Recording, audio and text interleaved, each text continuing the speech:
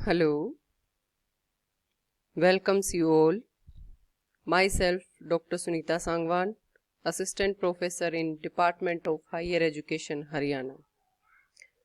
Today's topic is diffusion and osmosis. As here these two pics are showing diffusion and osmosis processes occurring in both animals and plants.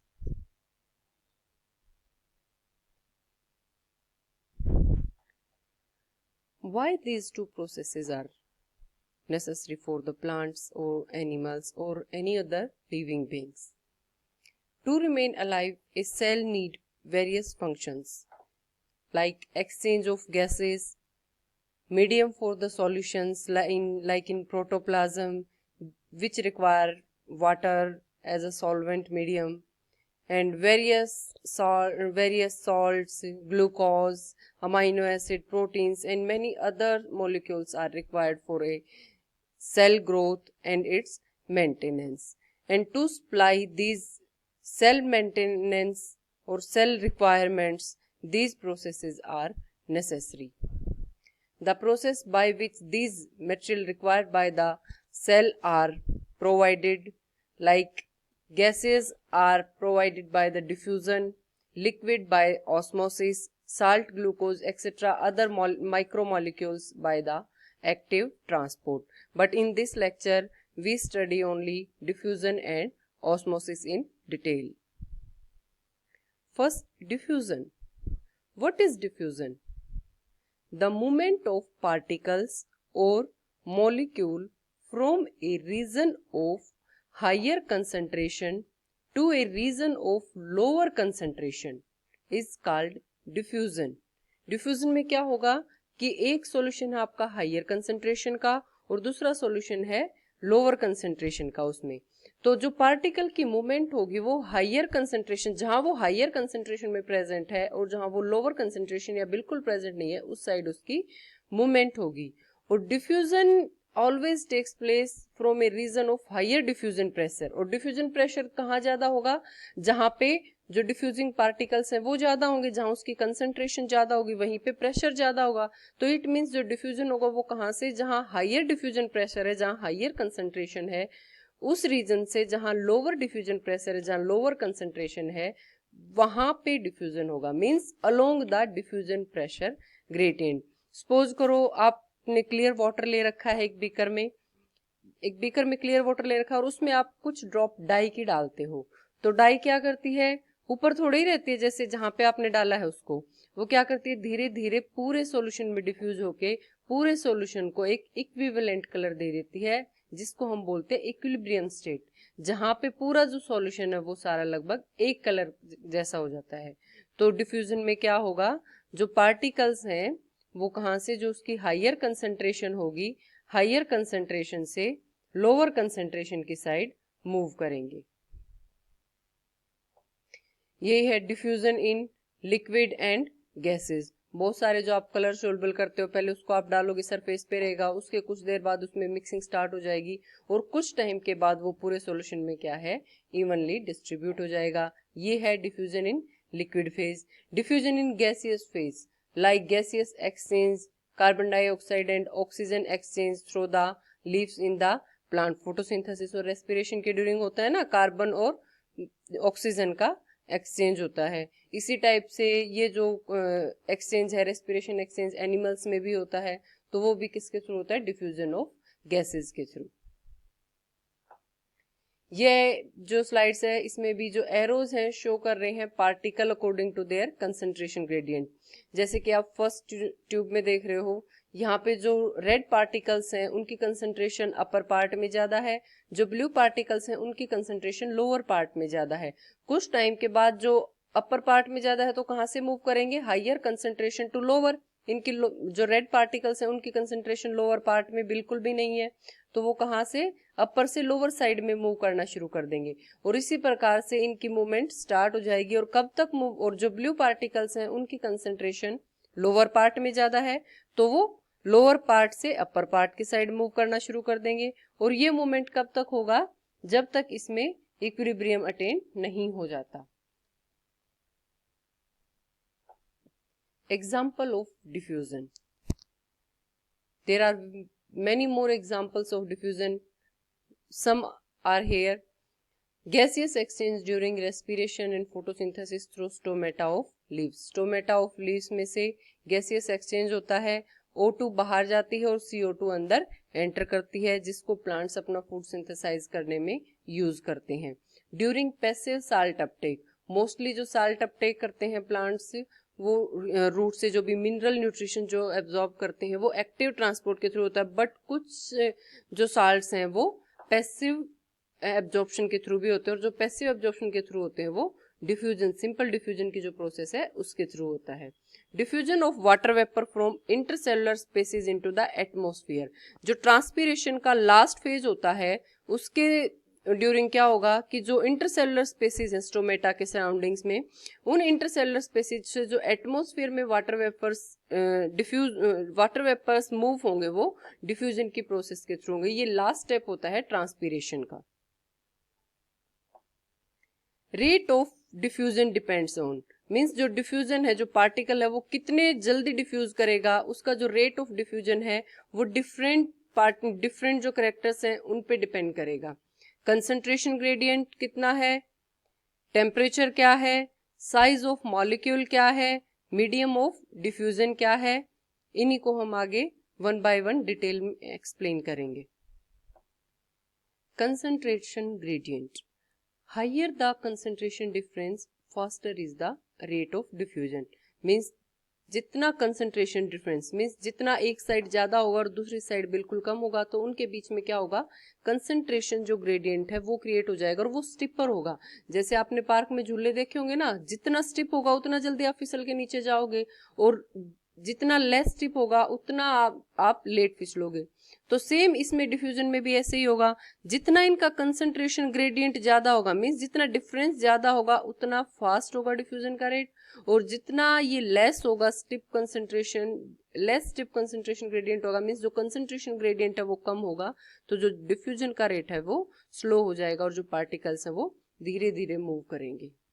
आप इसको apply भी करके देख सकते हो. जैसे आप एक शुगर सॉल्यूशन बनाते हो, ऑलरेडी उसमें शुगर डिजोल्व है, अगर आप उसमें और चीनी ऐड करने की कोशिश करोगे तो वो धीरे धीरे डिजोल्व होगी. जबकि आप जब स्टार्टिंग में उसमें 1 स्पून शुगर ऐड करके देखते हो और उसको डिजोल्व करके देखना, वो एज कंपेयर टू उसके फास्ट डिजोल्व होगी. तो ये किस पे डिपेंड करता है, कंसंट्रेशन ग्रेडियंट पे. नेक्स्ट है temperature. Higher the temperature faster the rate of diffusion. जितना टेम्परेचर हाई होगा उतना ही डिफ्यूजन फास्ट होगा, क्योंकि जब भी टेम्परेचर हाई होता है तो जो नंबर ऑफ कोलिजन्स होते हैं पार्टिकल्स के, मॉलिक्यूल्स के, वो बढ़ जाते हैं, और जितने नंबर ऑफ कोलिजन्स बढ़ेंगे उतना उसका जो मोमेंट है वो बढ़ेगा. तो जितना भी हाई टेम्परेचर होगा उतना ही डिफ्यूजन का रेट फास्ट होगा. इस चीज को भी आप प्रैक्टिकली करके देख सकते हो. आप जो गर्म दूध लोगे या गर्म पानी लोगे, उसमें कोई भी साल्ट है, या साल्ट तो इजीली डिजोल्व हो जाता है नॉर्मली, शुगर जो है कंपैरेटिवली जो वार्म वाटर होता है उसमें इजीली डिजोल्व होती है as compared to the cold water. और जब भी आप नींबू पानी बनाते हो, खासकर इस चीज को ऑब्जर्व करके देखना, आप उसमें आइस बाद में ऐड करते हो. अगर आप उसमें आइस पहले ऐड कर लेते हो तो आपकी जो शुगर है वो उसमें डिजोल्व नहीं होगी इजीली. तो ये किसका डिफरेंस आ जाता है, टेम्परेचर. जितना टेम्परेचर हाई होगा उतना ही डिफ्यूजन का रेट भी हाई होगा. Size of molecules. Smaller the size the faster is the rate of diffusion. जितना स्मॉलर साइज होगा उतना ही डिफ्यूजन का रेट भी फास्टर होगा. और इस चीज को यहाँ एक एक्सपेरिमेंट के थ्रू प्रूव किया गया है. 3 डाई ली गई है यहाँ पे. सफ्रेनिन जिसका सबसे हाई मॉलिक्यूलर वेट है, methylene blue middle molecular weight, and potassium परमैग्नेट जिसका सबसे लो मॉलिक्यूलर वेट है. और इसके डिफ्यूजन रेट को चेक किया गया है. जो पोटेशियम परमैग्नेट है उसका डिफ्यूजन रेट सबसे फास्ट है as compared to methylene blue and safranin. इनके अंदर डिफरेंस इसलिए ज्यादा नहीं है क्योंकि इनके जो मॉलिक्यूलर वेट है उसमें भी कम डिफरेंस है, बट जो पोटेशियम परमैग्नेट का डिफ्यूजन रेट है वो सिग्निफिकेंटली डिफरेंस शो कर रहा है as compared to methylene blue and safranin. तो ये किसकी वजह से है, जो सफ्रेनिन एंड मिथाइलिन ब्लू है उनके जो पार्टिकल साइज है वो लार्ज है as compared to the potassium permanganate. तो जितना स्मॉलर साइज होगा उतना ही डिफ्यूजन का रेट भी ज्यादा होगा. अब नेक्स्ट फैक्टर है मीडियम ऑफ डिफ्यूजन. डिफ्यूजन का मीडियम पे डिपेंड करता है कितना कंसंट्रेटेड मीडियम है। जितना मीडियम कंसंट्रेटेड होगा उतना ही डिफ्यूजन का रेट कम हो जाएगा। जैसे सॉलिड है, मोस्ट कंसंट्रेटेड मीडियम है, तो उसमें जो डिफ्यूजन का रेट है वो स्लोएस्ट होगा। गैसियस है, लेस कंसंट्रेटेड मीडियम है, तो उसमें जो डिफ्यूजन का रेट है वो हाईएस्ट होगा। और लिक्विड इन दोनों के बीच में है, तो इसके अंदर मीडियम रेट ऑफ डिफ्यूजन होगा in solid and gases. Next topic is osmosis. Osmosis is the movement of solvent molecules into the solution through a semi-permeable membrane against the concentration gradient of the solution. Osmosis और diffusion में कई बार confuse हो जाते हैं कि दोनों same ही है, movement है, बट osmosis और diffusion अलग अलग हैं। diffusion में मूवमेंट होता है सॉल्यूशन का along the concentration gradient, means higher concentration to lower concentration, जबकि ऑस्मोसिस में मूवमेंट होता है सोलवेंट मॉलिक्यूल्स का against the concentration gradient of the solution. Means solution की जो लोअर कंसंट्रेशन होगी उससे हायर कंसंट्रेशन के साइड मूवमेंट होगी सोलवेंट पार्टिकल्स की, और वो भी एक सेमी परमिएबल मेम्ब्रेन के थ्रू। जैसे इसमें शो किया हुआ है, यहाँ पे एक साइड जो है लोअर कंसंट्रेशन ऑफ सॉल्यूट डाला हुआ है, जिसमें जो सॉल्यूट है, शुगर है सपोज यहाँ पे, उसकी जो अमाउंट है वो कम है, तो जो कंसंट्रेशन है सॉल्यूशन की वो बहुत कम है as compared to the other side, और इसको सेपरेट किया गया है through a semi permeable membrane. तो इसके थ्रू क्या होगा, कुछ टाइम के बाद में दोनों साइड में हम देखेंगे जो कंसंट्रेशन है शुगर मॉलिक्यूल्स की वो सेम होगी, और इसमें जो मूवमेंट हुई है वो शुगर मॉलिक्यूल्स की, मीन सोल्यूट की मूवमेंट नहीं होगी। इसमें क्या होगा, आप जब स्टार्टिंग में देख रहे हैं तो दोनों साइड क्या है, सोलवेंट का जो लेवल है वो इक्वल है, बट कुछ टाइम के बाद यहाँ से जो सोलवेंट का लेवल है, इस लेफ्ट आर्म में जो सोलवेंट का लेवल है वो कम हो जाता है। वो किस वजह से, क्योंकि यहाँ पे जो कंसंट्रेशन थी सॉल्यूशन की वो कम थी, और इस साइड जो कंसंट्रेशन थी सॉल्यूशन की वो ज्यादा थी। तो ऑस्मोसिस में क्या हुआ, lower concentration of solution to higher concentration of solution movement हुई, किसकी, सोलवेंट की। जो वाटर था यहाँ पे, जो एज ए सोलवेंट काम कर रहा था, वो सोलवेंट यहाँ पे मूव हो गया इस सेमी परमिएबल मेम्ब्रेन के थ्रू लेस कंसंट्रेशन से हायर कंसंट्रेशन की साइड। और कब तक मूव हुआ, जब तक दोनों साइड जो सॉल्यूशन की जो कंसंट्रेशन है, सोल्यूट की नहीं देखोगे आप, टोटल सॉल्यूशन की देखेंगे हम कंसंट्रेशन, कि जो सॉल्यूशन की कंसंट्रेशन है वो दोनों साइड इक्वल हो जाएगी, जब तक इसमें मूवमेंट होगी। इस प्रोसेस को हम बोलते हैं ऑस्मोसिस, और ये थ्रू एक सिलेक्टिवली या सेमी परमिएबल मेम्ब्रेन के थ्रू ही होता है। उसके बाद डिफरेंट टर्म्स हैं ऑस्मोसिस से रिलेटेड। जब भी हम ऑस्मोसिस को पढ़ते हैं तो ये टर्म्स फ्रीक्वेंटली यूज होती हैं, like hypotonic solution, hypertonic solution, isotonic solution, endosmosis and exosmosis. First है hypotonic solution, solution of less concentration than cell sap, कि जो सेल के अंदर कंसंट्रेशन है सॉल्यूशन की, उससे कम कंसंट्रेशन का सॉल्यूशन जब यूज होता है उसको हम बोलते हैं hypotonic solution. Hypertonic, hyper means ज्यादा, hypertonic solution, solution of more concentration than cell sap, कि जो सॉल्यूशन की कंसंट्रेशन होगी वो सेल सेप से ज्यादा होगी। Iso means equal, isotonic solution, solution of equal concentration of cell sap, cell sap जो होता है उसके इक्वल कंसंट्रेशन का जो सॉल्यूशन होगा उसको कहते हैं आइसोटोनिक सॉल्यूशन। नेक्स्ट है endosmosis, endo means inside, osmosis mean osmosis की प्रोसेस। जो during osmosis the process of movement of water from hypotonic solution into the cell sap. क्यों हाइपोटोनिक, क्या हो गया, लेस कंसंट्रेशन होगा, और ऑस्मोसिस में क्या होता है, लेस कंसंट्रेशन से हाई कंसंट्रेशन सॉल्यूशन की साइड मूव करेंगे। तो अगर सेल को हम हाइपोटोनिक सॉल्यूशन में रखते हैं तो जो सेल के बाहर का सॉल्यूशन हो जाएगा वो क्या हो जाएगा, लेस कंसंट्रेशन का, और सेल सेप की कंसंट्रेशन हाई होगी। तो उस टाइम पे क्या करेगा, जो हाइपोटोनिक सॉल्यूशन में से जो वाटर है वो, क्योंकि वाटर क्या है उसमें सॉल्वेंट है, जो वाटर है वो सेल शेप के इनसाइड मूव करेगा, और क्योंकि वाटर अंदर की साइड मूव कर रहा है, सेल के अंदर मूव कर रहा है, तो इसलिए इस प्रोसेस को कहेंगे एंडोस्मोसिस। नेक्स्ट प्रोसेस है इसके बिल्कुल रिवर्स, एक्सोस्मोसिस। ऐसे ऑस्मोसिस के during process of movement of water out from the cell into hypertonic solution. जब अगर हम सेल को हाइपोटोनिक सॉल्यूशन की बजाय हाइपरटोनिक सॉल्यूशन में रख देते हैं, तो जो मूवमेंट ऑफ वाटर है वो सेल शेप में जो वाटर प्रेजेंट होता है एज ए सोलवेंट, वो सॉल्यूशन में बाहर की साइड आना शुरू कर देता है, और इस प्रोसेस को बोलते हैं एक्सोस्मोसिस।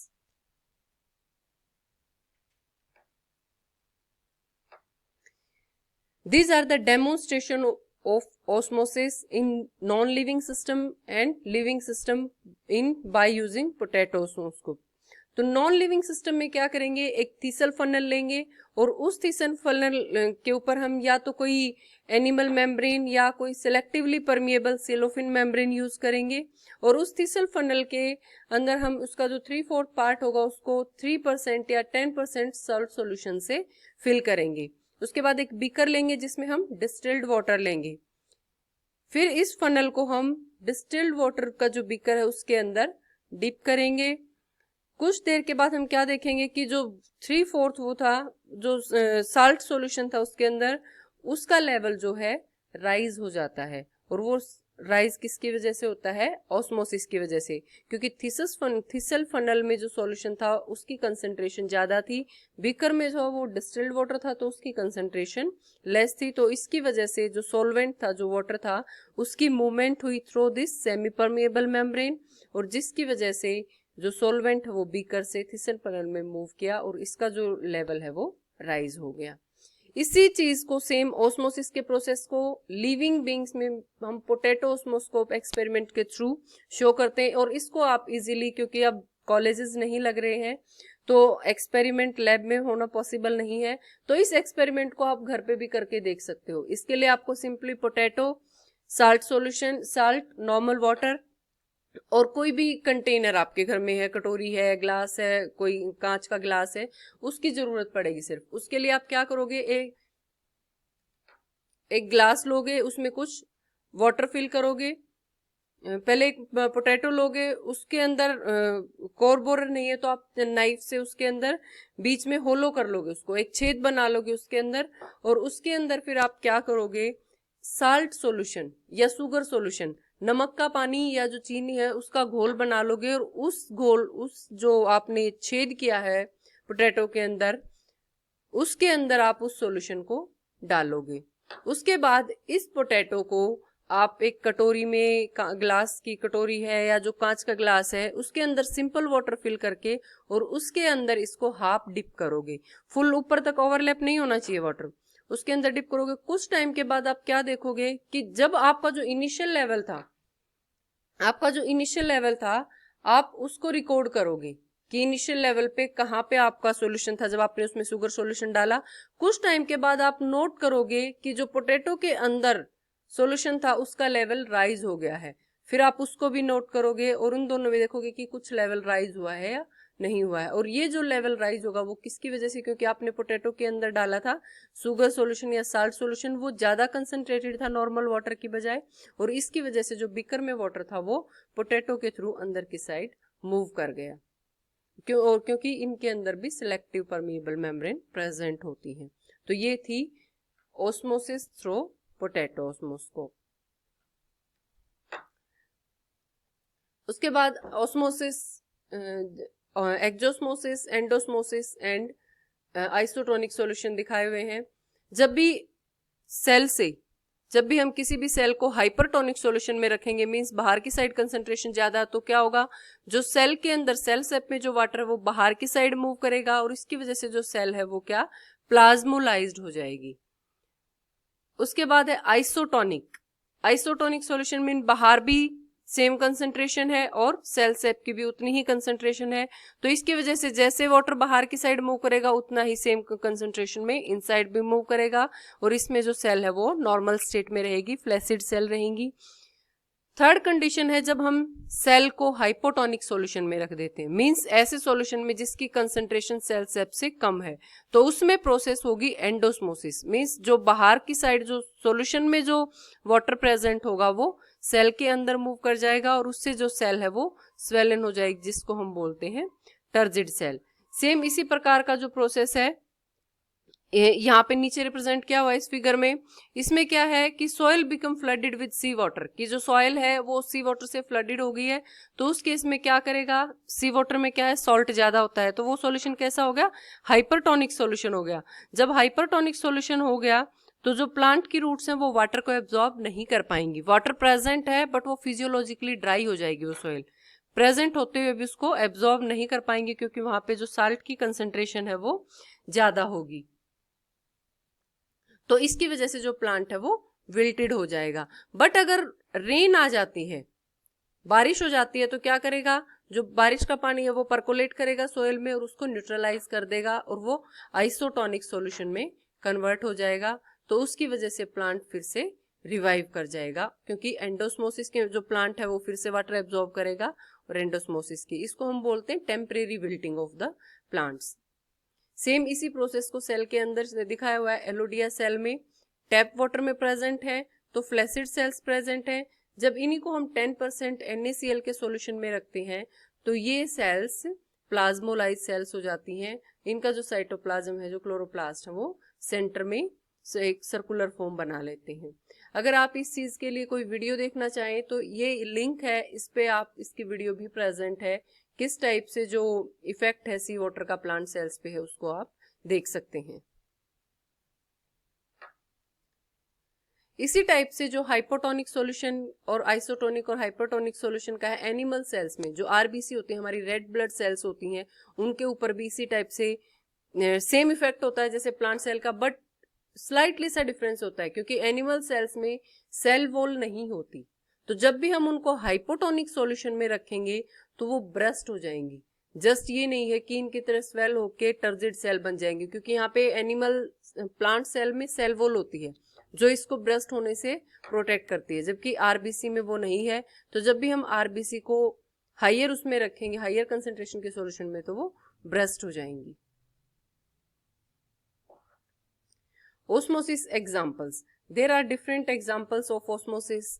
जो रेजिन्स हैं, किस्मस जो होती हैं, उनको आप नॉर्मली क्या होती हैं, जब वाटर में रखते हो तो वाटर को एब्जॉर्ब करके वो टर्जिड हो जाती हैं, तो वो भी किसका, ओस्मोसिस, एंडोस्मोसिस का एग्जांपल है। जो प्लांट्स की रूट्स हैं वाटर को एब्जॉर्ब करती हैं सॉइल से, वो भी ओस्मोसिस का एग्जांपल है।